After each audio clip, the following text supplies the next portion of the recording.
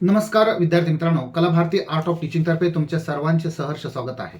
विद्यार्थी मित्रांनो, तुम्हाला सगळ्यांना माहिती आहे की येणाऱ्या काही कालावधीमध्ये टी आणि सी या दोन्ही परीक्षा होणार आहे आणि सध्या एका आठवड्यावर येऊन ठेवलेली परीक्षा म्हणजे महा या परीक्षेच्या संदर्भातले पूर्ण महाराष्ट्रामधील जवळजवळ 5 लाखापेक्षा अधिक विद्यार्थी या परीक्षेला अपियर होणार आहे. मात्र ही मिनिमम क्वालिफिकेशन असणारी परीक्षा, ज्यामध्ये डी.एड किंवा बी.एड झाल्यानंतर खऱ्या अर्थाने आपण सी देतो किंवा टी देतो, तर ती परीक्षा किमान पास होणं किंवा क्वालिफाय होणं हे अत्यंत महत्त्वाचं आहे.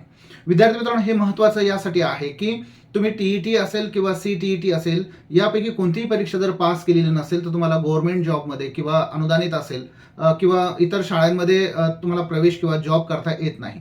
जर ही परीक्षा इतकी महत्त्वाची असेल आणि मिनिमम क्वालिफिकेशन संपादन करणं गरजेचं असेल, तर त्यापुढचा प्रवास जो आहे सर्व्हिसचा असेल, जॉबचा असेल, एक शिक्षकी पदाचा असेल, तो कशा प्रकारे होत असतो, त्या निमित्ताने ही चर्चा सुद्धा तुमच्यासाठी महत्त्वाची आहे. विद्यार्थी मित्रांनो, टीचर जॉब मिळतो कसा? अनेक जणांना असंच वाटतं की केवळ डी.एड होणं किंवा बी.एड होणं किंवा शिक्षणशास्त्राची पदवी संपादन करणं म्हणजे आपण शिक्षकी पदामध्ये जाऊ शकतो. तर असा प्रश्न त्या ठिकाणी निर्माण होतो की त्यापुढे सुद्धा अनेक मिनिमम क्वालिफिकेशन, कमीत कमी पात्रता आहेत, त्या पात्रता पूर्ण करून आपल्याला पुढे जावं लागतं. हे कल्पना आहे विद्यार्थी मित्रांनो की डी.एड आणि बी.एड हे जरी मस्ट असलं तरी पुढे सर्व्हिसमध्ये जाण्यासाठी आपल्याला टी असेल आणि सी असेल, ती कंपल्सरी पास होणं या ठिकाणी महत्त्वाचं आहे. येत्या काही कालावधीमध्ये जसं टीईटीचं प्रमाणपत्र किंवा इतर काही प्रमाणपत्र हे सुद्धा आता लाईफ टाईम तुमच्यासाठी उपलब्ध असणार आहे. आणि जे विद्यार्थी डी.एड होत आहे त्यांना पहिला पेपर त्या ठिकाणी देणं कंपल्सरी आहे. आणि जे विद्यार्थी सध्या बी.एड करतायत त्यांना 6वी पासून पुढे जे आहे पेपर 2 साठी ते नक्कीच त्या ठिकाणी देऊ शकतात. सध्या तरी 9वी आणि 10वीचा पण विचार केला किंवा 11वी 12वीचा विचार केला तर 9वी 10वीसाठी टी कंपल्सरी नाहीये किंवा सीटेट कंपल्सरी नाही किंवा 11वी 12वीसाठी सुद्धा ती नाही. मात्र या ठिकाणी एक महत्त्वाची गोष्ट आहे विद्यार्थी मित्रांनो की 9वी आणि 10वीमध्ये जेव्हा संस्था एखादी जाहिरात देते, उदाहरण पाहिलं आपण तर रोस्टर चेक करते, त्यानंतर तुकडीची मान्यता त्या ठिकाणी असते, त्यानंतर शिक्षण अधिकाऱ्यांकडून ती जाहिरात चेक केली जाते, त्यानंतर ती प्रसारित केली जाते. आणि 11वी 12वीमध्ये जर तुमचं पोस्ट ग्रॅज्युएशन असेल तर पोस्ट ग्रॅज्युएशनच्या आधारे प्लस जर बी.एड असेल तर तुम्ही 11वी 12वीला पोस्ट ग्रॅज्युएशनला जो सब्जेक्ट असेल त्या सब्जेक्टच्या माध्यमातून तुम्ही त्या ठिकाणी इलिजिबल होत असतात किंवा त्या अनुषंगाने जर एखादी जाहिरात आलेली असेल तर त्या जाहिरातीला सुद्धा तुम्ही पात्र होतात.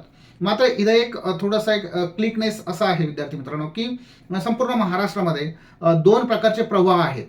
खरं तर 12वी पर्यंत, 11वी पर्यंत किंवा 10वी पर्यंत सुद्धा काही संस्था ह्या विद्यार्थी पवित्र पोर्टलमधून मागतायत आणि ते सुद्धा भरती जी आहे ती त्यांच्या जे काही शिक्षण अधिकारी असेल किंवा सरकार असेल त्यांच्या माध्यमातून त्या ठिकाणी होत असते. आता जर इतकं महत्त्वाचं असेल आणि काही संस्था असंही आहेत की जे इंटरव्ह्यू मागतात, म्हणजे आम्हाला मुलं द्या, आम्ही इंटरव्ह्यू घेऊ त्यांचा आणि नंतर सिलेक्शन करू, आणि विदाऊट इंटरव्ह्यूमध्ये जो कोणी टॉपला असेल तो विद्यार्थी त्या ठिकाणी जॉबला जातो पवित्र पोर्टलच्या माध्यमातून. आता एक गोष्ट लक्षात घ्या की आता तुम्ही टी किंवा सीटेट एक्झाम तुम्ही अपियर होतात, समजा तुम्ही क्वालिफाय त्या ठिकाणी झाली. गव्हर्नमेंटला असं या ठिकाणी वाटलं की आपल्या महाराष्ट्रामध्ये ज्या काही जागा शिक्षकांच्या रिक्त आहेत त्या रिक्त जागा भरणं जे आहे ते महत्त्वाचं आहे. मग त्यासाठी विद्यार्थी मित्रांनो टी ही परीक्षा आयोजित केली जाते. आता महा ही महाराष्ट्रापुरती मर्यादित आहे. त्यानंतर सीटेट जर आपण विचार केला तर ती सेंट्रलाइज आहे, ती केंद्र सरकारची आहे, ज्या माध्यमातून तुम्ही महाराष्ट्राच्या बाहेर सुद्धा जे काही सरकारी जॉब असेल त्याला तुम्ही ॲप्लिकेबल किंवा इलिजिबल त्या ठिकाणी होऊ शकता. आता महत्त्वाचा मुद्दा हा आहे की जर महाराष्ट्र शासनाने संपूर्ण महाराष्ट्रामध्ये काही टीचरचे जॉब असेल, ते अनुदानित असेल किंवा नगरपालिका असेल, महानगरपालिका असेल किंवा जिल्हा परिषदच्या शाळा असेल, या सगळ्या शाळांना जर शिक्षकी त्यांना जी काही संख्या असेल शिक्षक पदांची त्यानुसार जर भरती करायची असेल तर त्यासाठी टी जे आहे त्याचं आयोजन त्या ठिकाणी होत असतं. टीचर ॲप्टिट्यूड इंटेलिजंट टेस्ट, अर्थात ती सुद्धा स्पर्धे परीक्षा सारखीच असते, हे आपल्याला विसरता कामा नये. त्यानंतर गृहीत धरा की तुम्ही सी किंवा टी यापैकी क्वालिफाय झालेले आहेत आणि त्यानंतर ही क्वालिफाय होण्यासाठी जर क्रायटेरिया पाहिला विद्यार्थी मित्रांनो की किमान 83 मार्क्स जे आहेत ते कॅटेगरीसाठी आणि 90 मार्क्स जे आहे ते ओपन कॅटेगरीसाठी त्या ठिकाणी लागत असतात. आता ह्या दोन्ही परीक्षा तुम्ही पास झाल्या त्यानंतर गव्हर्नमेंटने जॉबच्या ऑपॉर्च्युनिटी जे आहे त्या निर्माण केली, काही पदं निर्माण केली, तर ती पदं भरायची कसे तर ती सगळ्या रोस्टरनुसार किंवा कॅटेगरीनुसार ती असतात. मात्र या परीक्षेला अपियर होण्यासाठी ती परीक्षा सुद्धा त्या ठिकाणी द्यावी लागते आणि जसा सी किंवा टीईटीचा जसा सिलेबस आहे त्याच प्रकारचा सिलेबस परंतु थोडासा वेगळा टीचा त्या ठिकाणी राहतो.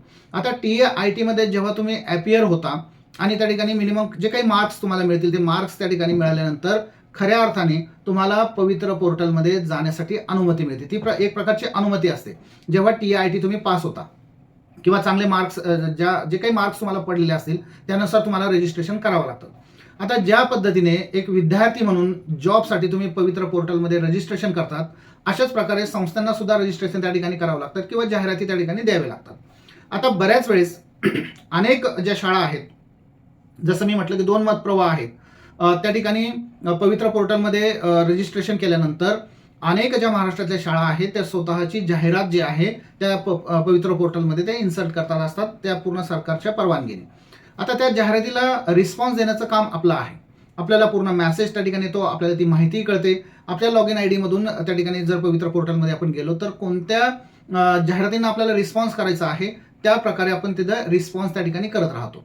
आता उदाहरण तुम्ही जर घेतलं तर XYZ एखादी संस्था असेल तर त्या ठिकाणी एखादी जाहिरात त्यांनी टाकलेली आहे आणि त्या जाहिरातीला आपण रिस्पॉन्स दिलेला आहे आणि त्या संस्थेने जर विदाऊट इंटरव्ह्यू जर मागितलेला असेल तर जो काही रिस्पॉन्स देणारे विद्यार्थी संख्या जी लिस्ट आहे त्यापैकी टॉपचा विद्यार्थी त्या ठिकाणी जॉबला किंवा त्याला कॉल जो आहे तो मिळतो.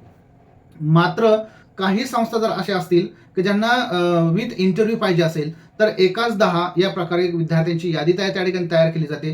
ती विद्यार्थ्यांना सुद्धा पाठवली जाते आणि ती संस्थेला सुद्धा पाठवली जाते आणि त्या ठिकाणी इंटरव्ह्यूचं जे काय आयोजन आहे त्या ठिकाणी होत असतं आणि त्या 10 आलेल्या सगळ्या विद्यार्थ्यांची ती संस्था त्या ठिकाणी इंटरव्ह्यू घेते आणि एकाची निवड करते. असा साधा सरळ तो क्रायटेरिया आहे.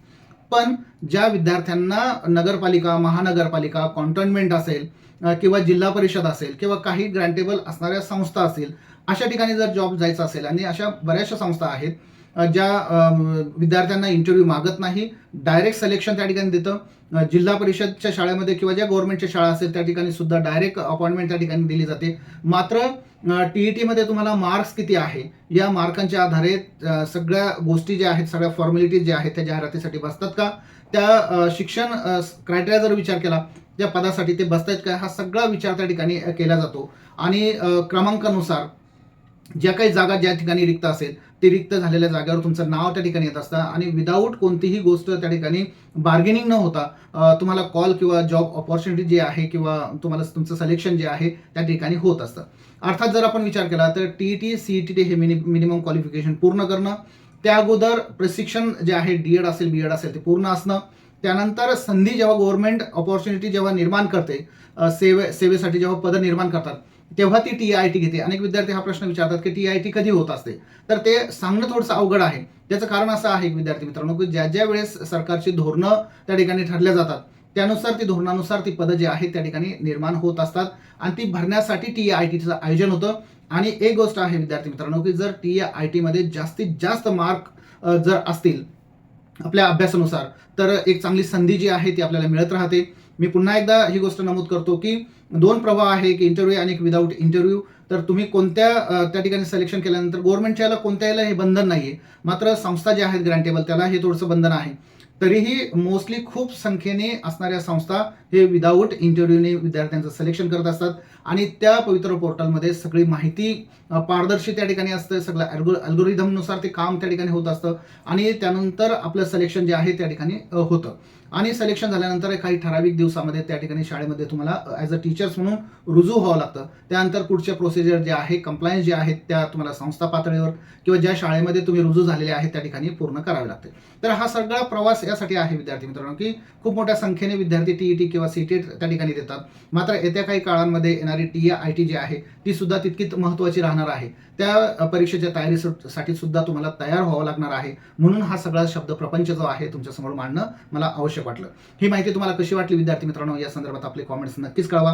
प्रत्येक कॉमेंटचं उत्तर देण्याचा मी प्रयत्न करणार आहे. मात्र जाता जाता एक विनंती आहे विद्यार्थी मित्रांनो, जर ही माहिती तुम्हाला आवडली असेल तर नक्कीच शेअर करा, लाईक करा आणि जास्तीत जास्त विद्यार्थ्यांना ही माहिती पाठवा. चला तर पुन्हा एकदा नवीन माहितीसह, नवीन अपडेटसह मी तुमच्या समोर येणार आहे. तोपर्यंत जय हिंद, जय भारत.